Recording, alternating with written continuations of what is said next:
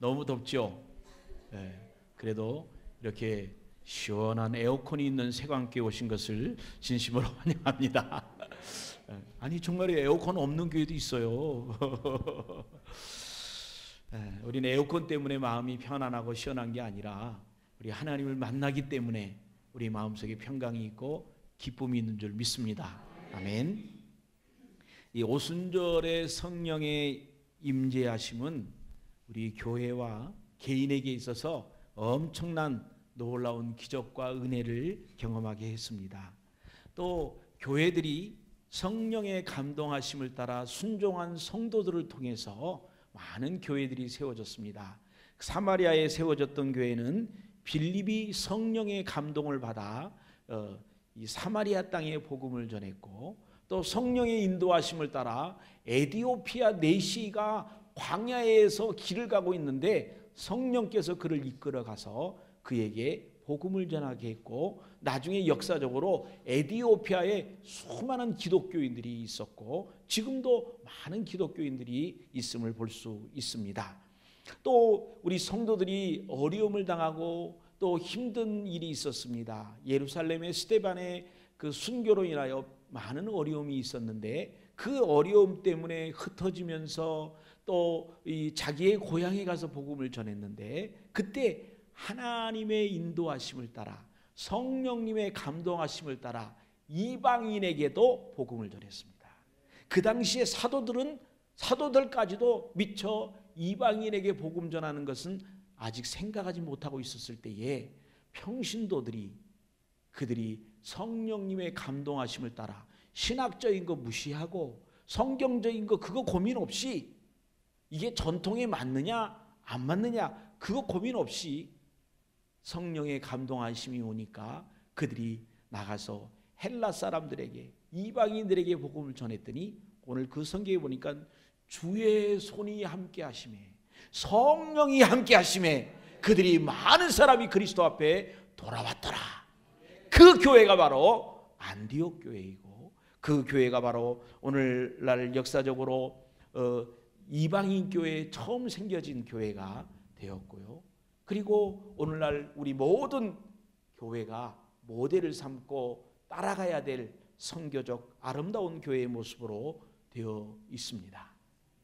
예루살렘에 있는 교회는 유대교와의 관계, 또 율법과의 관계, 또 성전을 중심으로 한 예배와의 관계, 이런 것들 때문에 미처 그 이방인들을 향한 선교, 하나님이 너희는 모든 민족에게 가라고 말씀하셨던 그 예수님의 지상명령에 미처 따라가지 못하다가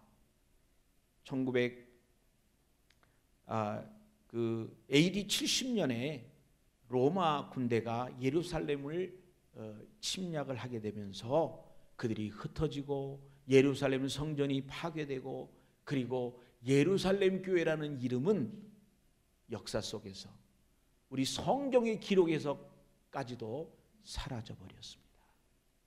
선교하지 않는 교회, 선교의 비전을 갖지 않는 교회, 자기들의 상황만 그저 유지하려고 애쓰는 교회들은 역사 속에서 이제 오래 남을 수 없고 사라져 가버린다는 그런 것을 우리에게 보여줍니다. 안디옥 교회는 이방인 교회 가운데 최초로 세워진 교회였고, 성도들이 이곳에서 처음으로 그리스도인이라고 인정을 받았던 교회였습니다. 무엇보다도 최초로 선교사를 파송했던 교회였습니다.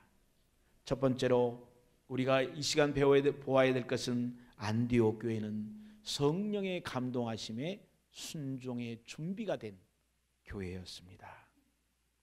사도행전 13장 1절로 2절에 있는 말씀을 보시면 안디옥 교회의 선지자들과 교사들이 있으니 곧 바나바와 니게르라 하는 시므온과 구레네 사람 루기오와 본몽왕 헤롯 젖동생 마나엔과 및 사울이라. 주를 섬겨 금식할 때에 성령이 이르시되 내가 불러 시키는 일을 위하여 바나바와 사울을 따로 세우라 하시니. 아멘. 안디옥 교회에는요 이미 많은 교사와 선지자들이 있었습니다. 여기 교사는 성경을 가르치는 교사이죠. 여기 선지자는 하나님의 말씀을 대언해주는 성령이 충만한 사람들을 말하는 것입니다. 바나바는 첫 번째 목회자로서 인격적으로 말씀을 잘 가르쳤던 목회자였고, 사도 바울은 두 번째 목회자로 성경의 정통에서 이 하나님의 말씀을 신약시대 이방인들에게 맞게 잘 이해하고 가르치고 적용했던 그런 사람이었을 뿐만 아니라 많은 제자들을 세우는 예수님의 제자 원리를 가장 잘 이해하고 사용했던 자가 바로 사도 바울이었습니다. 때문에 이 안디옥 교회는 비록 짧은 기간의 교회였지만 그러나 훌륭한 성경 교사들이 준비되었고 선지자들이 준비되었고 온 성도들이 하나님의 말씀에 성령의 감동하심에 순종할 수 있는 준비가 다 되어 있었다 하는 것입니다. 말씀에 정통한 교회, 하나님의 뜻을 이해할 수 있는 교회 얼마나 좋을까요? 제가 전에 한번 말씀드렸잖아요. 1987년도에 제가 안산에 와서 교회를 개척했는데요. 그때 이 개척교회 하던 목회자들에게 있어서 가장 마음이 불편하고 힘든 사람들이 있었어요. 아시는지 몰라요. 빨간 가방을 메고 다니는 사람들이었어요. 누군지 아세요? 빨간 가방을 메는 사람들은 이 여의도 순복음교회 구역장들을 가리켰어요. 그래서 구역장들이 이 빨간 가방을 메고 그냥 뭐 어디든지 안 가는 데가 없어요. 만약에 새로 이사 오는 사람이 있었다 그러면 빨간 구역 가방들이 그냥 꽉 차는 거예요. 그 입구에. 그래가지고 딴 개척교회 목사들은 전도를 할 수가 없어. 얼마나 악착같고 무서운지. 이 작은 교회 가면 힘든데 왜 그 교회를 나가요? 큰 교회 가야 은혜도 받고, 우리 조영기 목사님은 뭐 성령의 역사 강하고, 그럼 뭐 이 조영기 목사님하고 개척교회 목사가 비교하면 확 죽어져갖고 이 굉장히 어려운 그런 때였습니다. 정말 뭐 교패를 우리가 붙여놔도 빨간 가방들은 관계없이 교패를 바꿔서 달고 딱 나와요. 얼마나 자기 교회에 대한 자부심, 그런 그 담대함이 있었는지 몰라요. 정말 저는 그때 담임 목사로서 조그만 교회 개척교회 목회자였지만 저 빨간 가방들 훈련시킨 목사님 너무 부럽다. 그래서 제가 조영기 목사님 빨간 가방 매주 화요일인가 목요일날 저녁 때 빨간 가방 훈련 시간이 있었어요. 그때 거기 가서 저도 봤잖아요. 이렇게. 근데 와가지고 빨간 가방들 모여가지고 여기 앉아서 예배 시간에 나와가지고 구역 예배 드리는 거를 예행 연습을 하는 거예요. 막 그런데 막 하고 막 조영기 목사님 서서 이렇게 있고 여기서 연습하는 거예요. 구역 예배 드리는 연습. 그때 그걸 봤다. 그래서 거기서 훌륭한 이 빨간 가방 구역장들이 만들어졌잖아요. 오늘 우리 세광교회도 좀 무대뽀는 아니더라도 정말 이렇게 헌신된 구역장들, 헌신된 교사들, 헌신된 집사님들, 헌신된 장로님들, 권사님들이 세워줄 수 있다면 얼마나 좋을까, 그런 생각을 해봅니다. 여러분, 안디옥 교회의 성도들은요 하나님의 말씀에 집중되었고 훈련되어졌기 때문에 그들은 늘 하나님의 말씀에 성령의 감동에 순종할 수 있는 준비가 늘 되어 있었습니다. 실제로 이분들은 경험을 했습니다. 초대교회의 예루살렘 교회, 사도행전 2장을 읽어보시면 초대교회에 얼마나 아름다운 모습들이 있습니까? 성령의 충만한 역사들이 있었죠. 수많은 기적들이 일어났죠. 성도들이 마음을 합해가지고 자기의 것을 자기의 것이라고 하지 아니하고 자기의 재산을 팔아서 가난한 사람들을 위해서 내어놓고 그리고 같이 그것을 공유하는 그런 정말 아름다운 천국과 같은 그런 교회였습니다. 아침과 저녁에 그리고 매일 교회에 모이기에 힘쓰는 교회였습니다. 매일 성전에 모이고 매일 집집마다 다니면서 같이 모임을 갖기에 이 충만한 교회가 예루살렘 교회가 아니었습니까? 그런데 그 교회가, 그 천국 같은 교회가, 그 행복했던 교회가 스데반의 순교로 인하여 핍박이 일어났고 그리고 그들이 흩어지게 되었습니다. 그들의 가정도, 그들의 직업도, 그들의 어떤 여러 가지 재능도 재산도 다 잃어버리고 빈손으로 고향을, 예루살렘을 떠나서 옛날 고향으로 돌아가야 했습니다. 직업도 영원한 것이 아니었고 그들이 가지고 있었던 재산도 영원한 것이 아니었습니다. 핍박이 일어나니까 모든 것을 털고 빈손으로 떠났지만 그들의 마음속에 가지고 있었던 것이 있었는데 그것은 성령의 충만함이었습니다. 성령께서 함께 하시는 그런 기쁨이었습니다. 그래서 그 기쁨을 가졌기 때문에 고향으로 돌아갔는데 빈손으로 금이 환양이 아니라 빈털터리로 돌아갔지만 그러나 그들이 그곳에서 나는 예루살렘에서 예수님을 만났다, 메시아를 만났다, 그 메시아를 고향 사람들에게 전한 것입니다. 성령 충만 받았던 사람들은 고향 사람에게 전한 것뿐만 아니라 이방인에게까지도 그의 마음속에 소원이 일어나니까 나가서 전했습니다. 그랬더니 주의 손길이 성령께서 함께 하심에 그들의 수많은 사람들이 그리스도 앞에 돌아왔고 그 결과로 안디옥 교회가 생긴 게 아니겠습니까? 말씀의 준비가 충분히 되어 있었습니다. 그들은 그런 어려움들을 이미 경험했기 때문이었습니다.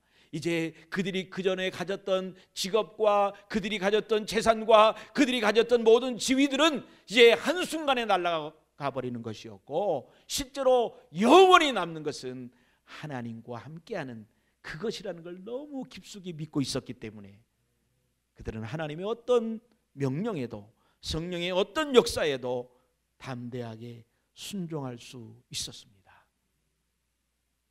성령의 감동하심에 민감할 수 있는 교회, 성령의 감동에 민감할 수 있는 성도들, 참으로 복 있는 성도들입니다. 우리 세강교회가 우리 교회 세강교회 성도님들 모두가 이렇게 성령님의 말씀하심에 민감한 성도들이 되시기를 주의 이름으로 축원합니다. 두 번째로 안디옥 교회는 예배와 금식 기도로 성령의 감동하심에 민감한 교회였습니다. 여러분, 성령의 감동에 민감할 수 있다는 것은 사도행전 13장 2절에 보니까 주를 섬겨 금식할 때에 성령이 이르시되 내가 불러 시키는 일을 위하여 바나바와 사울을 따로 세우라 하시니. 여러분, 주를 섬겨 금식할 때에 성령께서 우리에게 하시는 말씀을 쉽게 빠르게 이해하고 들을 수 있었다 하는 것입니다. 여러분, 금식은 우리를 겸손하게 해요. 배가 부르면 배짱이 생겨요. 그런데 배가 고프면 겸손해져요. 우리가 금식 기도를 여러분 왜 하시나요? 다른 걸 다 잊어버리고 뭐만 기억나게? 배고픈 거 하나만 기억나요. 그냥 기도하려면 우리가 고상하게 금식 기도하려고 그러면 하나님의 뜻이 생각나야 되는데 배고픈 것이 가장 강력해요. 그래서 두 번째로 생각할 수 있는 것이 하나님께 기도할 수 있고 하나님께 우리의 소원을 아뢰할 수 있는 거거든요. 그래서 인간이 어쩔 수가 없어요. 그래서 금식을 통해서 자기를 처소복종시키고 교만한 사람, 자기가 좀 잘못되고 가고 있고 자기가 좀 문제가 있다고 생각하면 일단 한 끼만이라도 금식을 해보면 금세 겸손해져요. 내가 아무것도 아니구나. 금식은 우리를 겸손하게 하고 하나님의 음성을 듣게 합니다. 그들은 말씀에 순종하는 것이 훈련되어져 있었기 때문에 바나바와 바울을 세워 이제 선교사로 파송한다고 하는 일에 우리가 그들은 순종하며 그것을 신중하게 들을 수 있었습니다. 또한 안디옥 교회는 성령님의 감동하심에 순종할 수 있는 교회가 되어질 수 있었던 것은 예배였습니다. 여기 주를 섬겨 금식할 때라고 표현되는 말, 주를 섬겨라는 말은 세번역 성경에는 주를 예배하고 금식하고 있을 때에 그랬습니다. 그러니까 섬겨라는 말은 예배라는 표현이었습니다. 그 다음에 NIV 영어 성경에 보면 이 주를 섬겨라는 말을 워시핑이라고 설명했어요. 예배를 드리고 있는 모습이에요. 그래서 우리가 찬양대가 하나님 앞에 찬양하는 그 모습, 그게 예배잖아요. 우리가 모여서 기도하는 그 모습, 그게 예배잖아요. 우리가 하나님의 말씀을 듣는 것, 그게 예배잖아요. 그런데 가장 최고의 예배는 무엇이냐면 하나님의 말씀을 듣고 하나님의 찬양을 듣고 우리의 고백을 하는 겁니다. 주님, 나도 그렇게 살겠습니다. 그게 예배입니다. 찬양대의 찬양도 예배이고 우리의 기도도 예배이고 하나님의 말씀을 듣는 것도 모든 예배 순서 중에 들어있지만 가장 중요한 것은 그 말씀을 듣고 주님, 나도 그렇게 살겠습니다. 그 고백이 우리의 예배입니다. 근데 그 예배가 이제 주일날 이 교회에 나와서 예배를 드리잖아요. 그래서 주일날 예배를 드리고 마치면 이제는 집으로 돌아가고 직장으로 돌아가고 사업장으로 돌아가서 또 예배가 시작되는 거 아니겠습니까? 주일 예배 딱 끝나고 교회도 끝나고 예수 믿는 것도 끝나고 다 끝나버리면 우리는 예배가 실종된 그런 삶을 사는 것이고 하나님의 임재가 실종된 삶을 사는 것입니다. 이 교회에 우리 교회 봉고차에 스티커가 없어진 지 오래됐어요. 세광교회라고 스티커 붙여 있는 거. 근데 저는 그게 없으니까 좀 편하더라고요. 그걸 운전하고 다닐 때 편해요. 저만 그런가요? 어제 어느 집사님 차에 갔더니 이 불법이 있어. 이 명찰은 교회 안에서만 하라고 이렇게 놓고 갈 때는 놓고 가세요. 그런데 이분이 고집스럽게 차에다 실어놨어요. 그래서 제가 이게 왜 여기 있습니까? 그랬더니 제가요 차를 운전하고 다닐 때도 내가 세광교회 집사다, 내가 하나님의 성도다. 그리고 딴 사람이 볼 때도 당신 뭐야? 난 세광교회 교인이야, 예수 믿는 사람이야. 그거를 좀 얘기하기 위해서 이렇게 놨대는 거예요. 그래서 뭐 더 이상 할 말이 없더라고요. 이번 주간에 너무 더웠잖아요. 그래서 어떤 분들이 교회에 오셨어요. 그래가지고 교회 지하에 와가지고 계시면서 집이 너무 더운데 교회 오니까 천국이래요. 아니 교회에 누가 주일날만 오라고 정해놨어요? 어디 있어요? 여기 성경에. 매일 와야지. 초대교회는 매일 왔잖아요. 그래서 더운데 왜 집에 계세요? 교회로 오시지. 그래서 교회에서 5명, 3명 이상만 모이면 에어컨 빵빵히 틀어놓고 기도하세요. 우리가 교회에 놀러 왔다 그러면 조금 좀 그렇지만 기도로 와가지고 교인들이 모여서 기도 안 되는데 에어컨 틀어놨다. 누가 뭐라 그래요? 누가? 아무도 뭐라 그러세요? 기도하고 찬송하고 교회에 와서 그렇게 쉬고 얼마나 좋겠어요. 오늘 우리가 주 안에서 평일이나 주일이나 하나님 앞에 예배드리는 그런 아름다운 모습, 하나님을 찬양하는 모습, 그런 모습이 우리에게 있어야 될 것입니다. 이 팀 하스라는 분이 있습니다. 영어 이름인데 한국 이름은 하형록 씨라는 분입니다. 이분은 미국 오바마 대통령이 직접 이 사람을 미국 건축과학원의 종신이사로 임명했어요. 그리고 상원 의원들이 그를 인준했어요. 그 정도로 중요한 그런 사람이었습니다. 이 미국 국립건축과학원은 미국 건축의 최고 의결 기관이고 자문 기관입니다. 이 회사의 사훈은 우리는 이웃을 돕기 위해 존재한다. 이게 사훈이에요. 이 사람은 그 이민자들 중에 가장 영예로운 상이었던 그런 상을 받았고 한국인이 대표로 있는 회사이지만 미국 청년들이 가장 그 회사에서 일하고 싶은 회사의 첫 번째가 애플을 제쳐놓고 GM을 제쳐놓고 이 하베스 회장의 회사를 첫 번째로 꼽히고 뽑혔습니다. 이 책인데요. 그림 한번 보여주시죠. 이 분이 이제 32살에 심장에 문제가 있어서 심장 이식을 해야 되는 때가 되었습니다. 그래서 이제 병원에서 5개월인가를 병원에 있으면서 그가 이제 의사가 이렇게 말했습니다. 당신은 이제 일주일 이상 이내에 심장을 이식할 수 있는 심장이 나타나지 않으면 당신은 죽습니다. 그래서 5개월 동안 정말 지옥과 같은 생활을 하며 심장을 기다리는 것입니다. 수많은 사람들이 심장병동에서 그것을 기다리다가 사람들이 매일매일 죽어가고 있었습니다. 그런데 어느 날 의사가 왔습니다. 선생님, 기쁜 소식이 있습니다. 당신에게 딱 맞는 심장이 기증이 됐습니다. 그래서 너무 기뻐가지고 그래요, 감사합니다. 그럼 언제 할 수 있을까요? 오늘 저녁에 할 수 있습니다. 그분이 너무 기뻐했습니다. 그런데 의사가 실수를 했어요. 지나가면서 이런 말을 합니다. 옆에 방에 있는 사람은 심장 이식을 하지 않으면 이틀밖에 못 사는 그런 사람인데 그 사람은 심장을 찾지를 못해서 죽어갑니다. 그런 말을 지나가는 말로 한 거예요. 이분이 그것을 들으면서 고민하고 있습니다. 나는 일주일을 살 수 있는데 저 옆방에 있는 여인은 이틀밖에 못 산다고 하니까 무엇이 내가 선택해야 될 것인가? 그는 의사를 불러서 이제 제게 주려고 했던 그 심장을 이제 저 사람에게 주세요.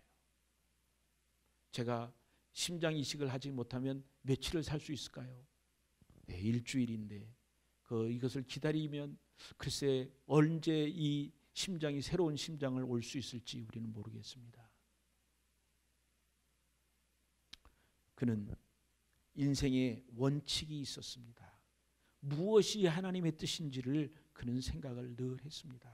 잠언 31장에 보면 현숙한 아내라고 있었는데 그 현숙한 아내는 우리 모든 성도들이 예수님을 신랑으로 맞이하여 기다리는 그런 현숙한 성도다. 그렇기 때문에 우리는 이웃을 위하여 살아야 하고 그분은 그렇대요. 무엇이 하나님의 뜻인지 어떻게 알 수 있습니까? 이렇게 말하면 저는 무엇이 하나님의 뜻인지 3초면 알 수 있습니다. 모든 일에.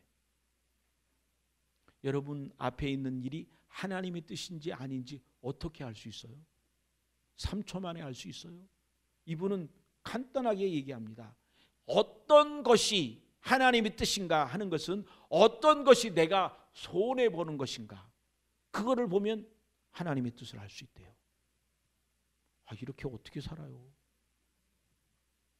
그분은 그것을 실천하고 자기 목숨을 걸고 실천한 것입니다. 어떤 것이 자기 손해인가?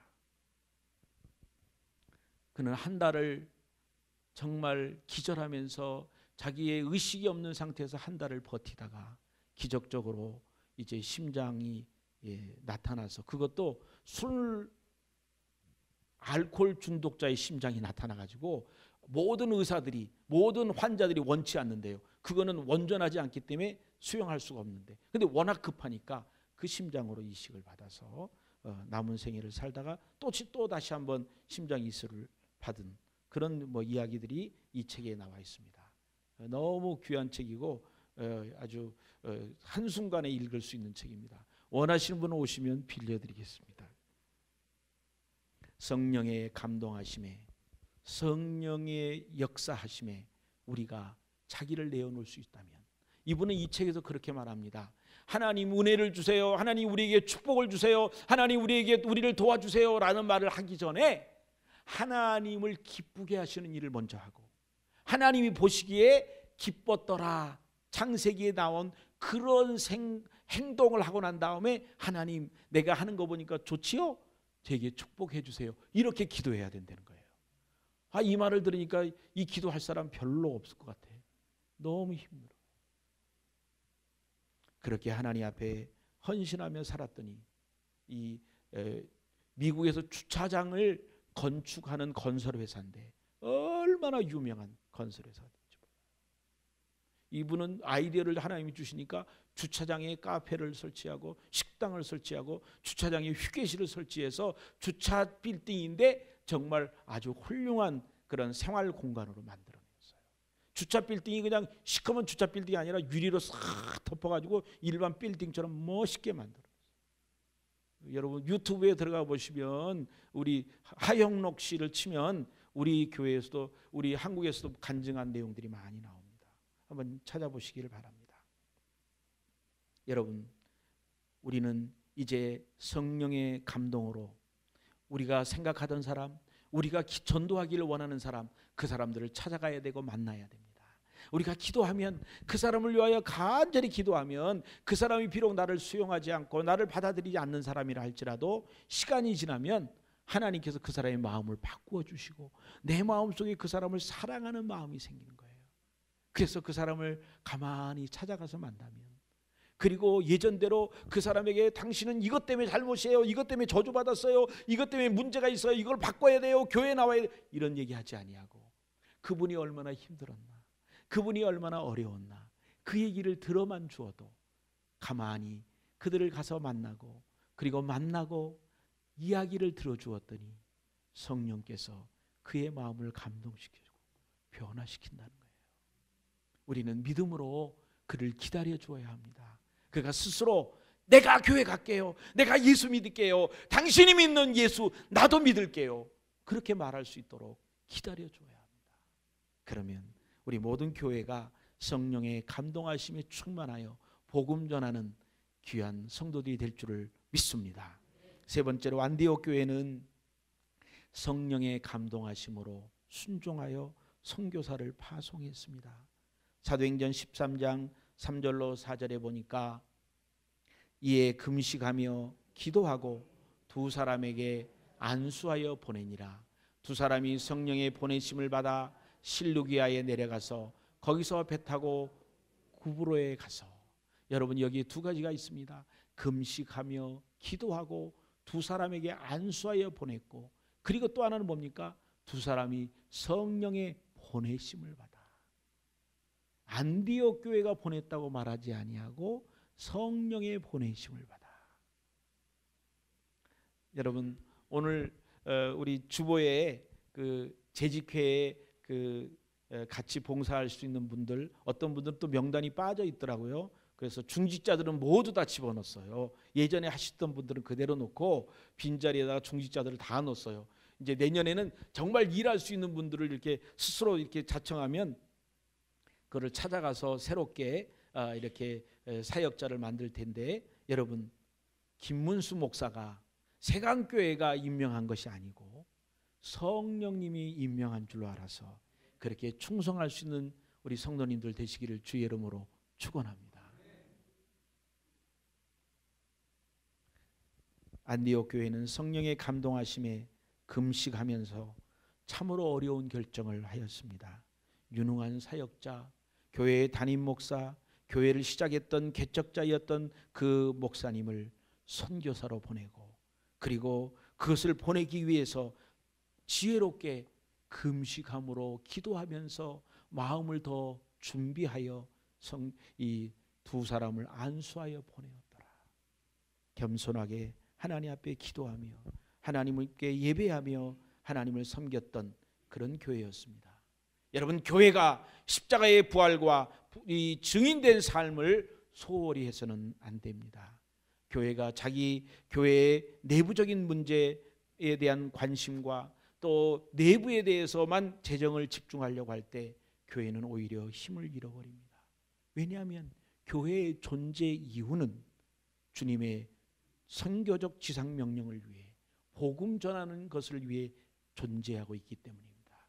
우리가 어려움 없이, 우리가 힘든 일 없이 잘 지내는 것, 그것이 하나님의 뜻이 아니라 우리가 좀 힘들어도 하나님의 교회가, 하나님의 나라가, 하나님의 선교가 확장되는 것이 하나님의 뜻이기 때문에 그렇습니다.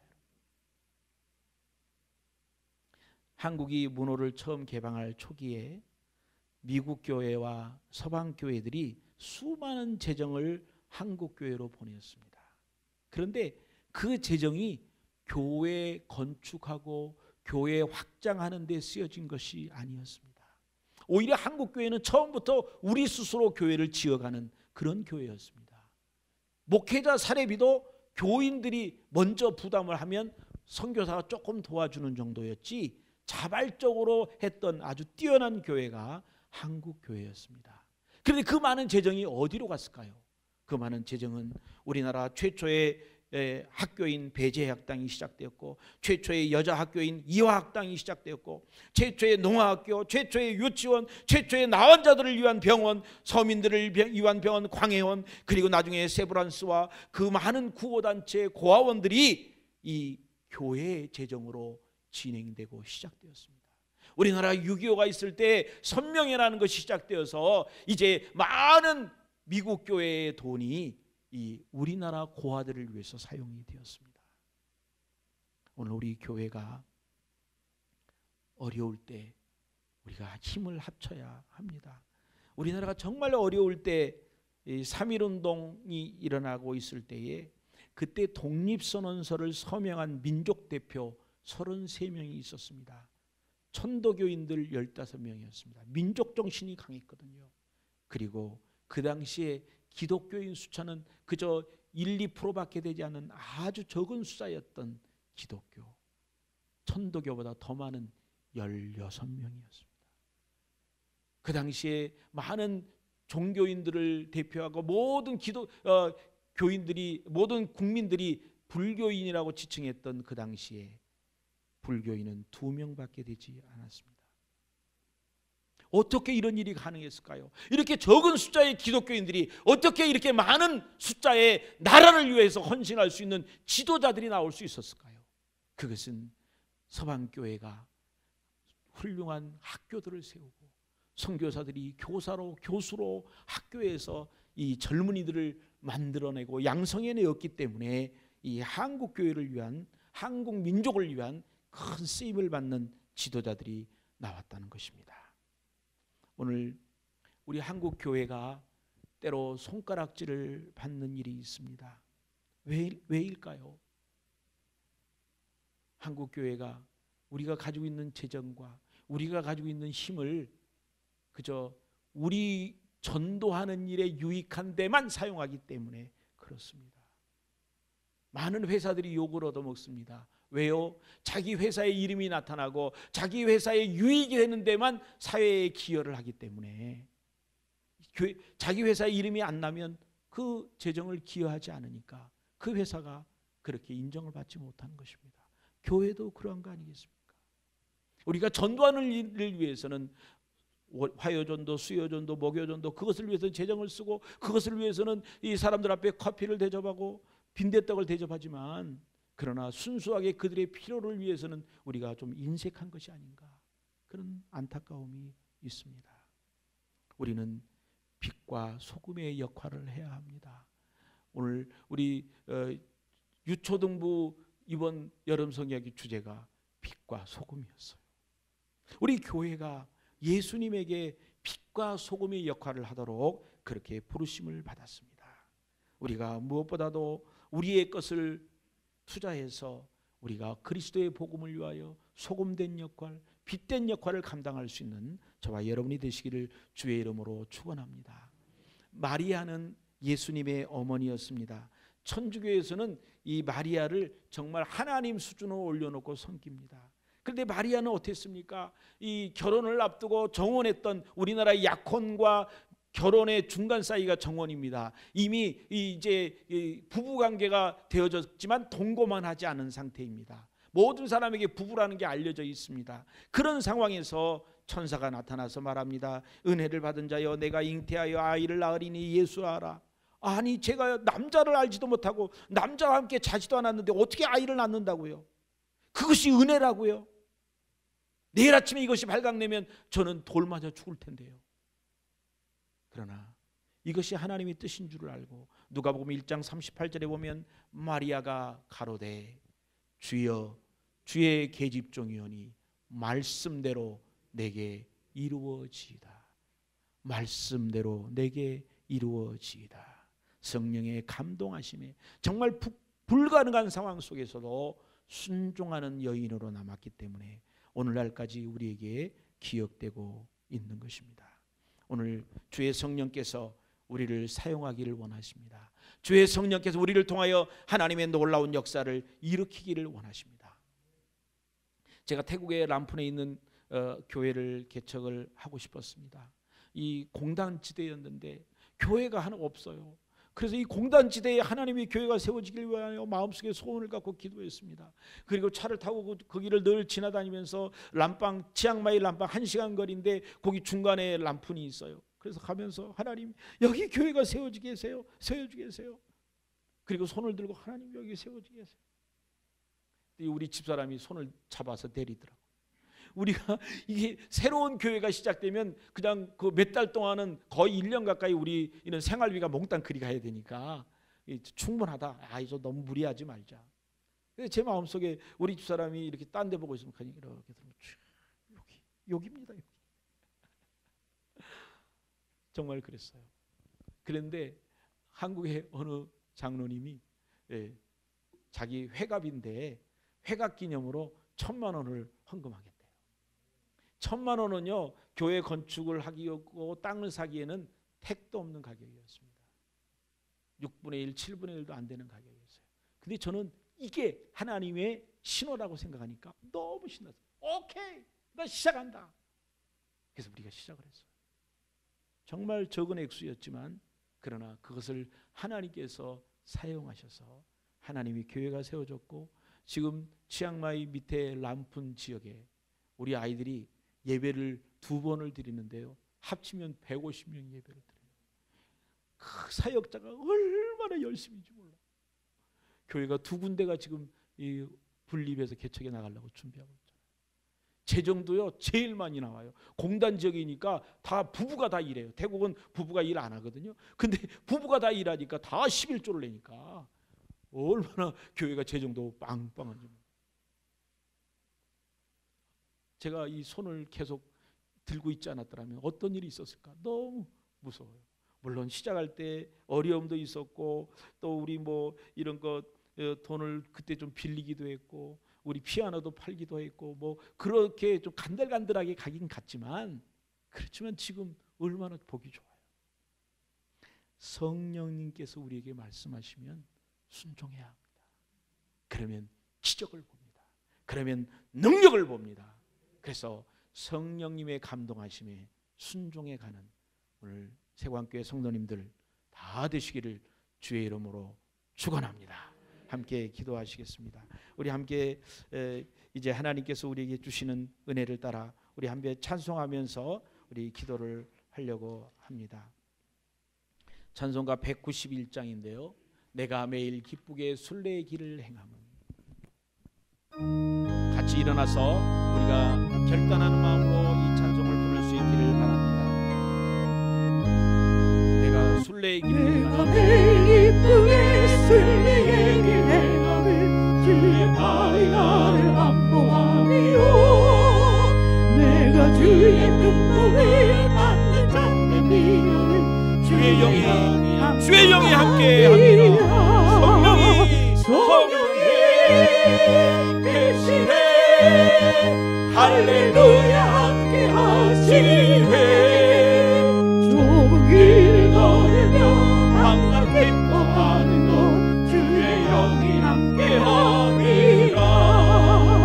전에 죄에 빠져서 평안함이 없을 때 예수 십자가의 공로이 그발 아래 엎드려 참된 평화 얻음을 주의 영이 함께함이라.